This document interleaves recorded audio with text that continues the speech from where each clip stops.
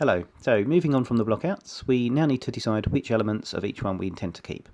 You can see on screen I've made some generic labels to help show which parts I'm talking about. So for the base, I immediately want to rule out the tripod design, as I see that as more of a portable option.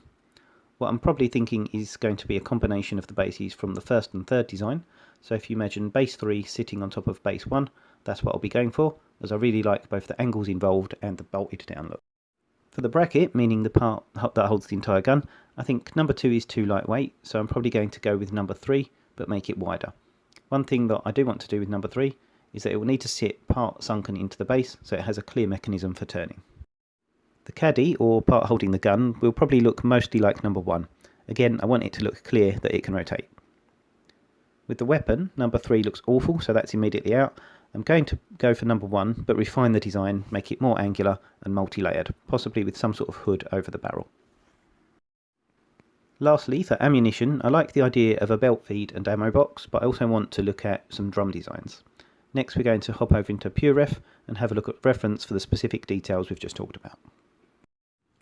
With decisions made with your earlier blockouts about what's being kept, it can be helpful to kit bash them together into a revised blockout, and take a render as a centre point for your reference board.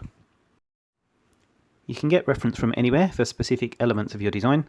I got most of mine from ArtStation, where I have collections saved into various categories such as assets, vehicles, and in this case weapons. Not all will be relevant to your design, but with PureRef you can easily crop and scale images to focus on individual parts such as the bolts, shapes or textures, then categorise them with notes so you can tell what you're referencing it for. This is a great way of thinking about your design in different ways, and where you can add details and visual interest, such as patterns and decals. I'll be trying to employ design principles with as much of what I add as possible, specifically the 70-30 rule that I spoke about in my design principles video. There is no minimum or maximum amount of reference you should use, but the more you use, the better your final result will likely be. When you're happy that you can visualize how it's going to look, you'll be ready to move on to the next stage, creating the high poly, which will be starting in the next video. See you then.